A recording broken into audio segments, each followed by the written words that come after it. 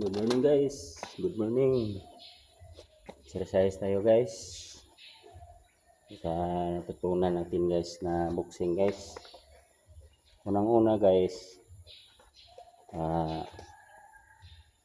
ating anuhan guys, yung sukatin natin yung braso ng kalaban guys. At ang purma ganyan guys. So, yes. Sukatin mo guys. Tapos pag maglapit siya guys, ganyan. Ganyan guys. Kaya halimbawa magkasalubungan yung kamay ninyo dito. Yan. Pag-up ng hook. Ganyan o. Halimbawa guys, kung mag-speed siya guys, iwasan mo lang guys.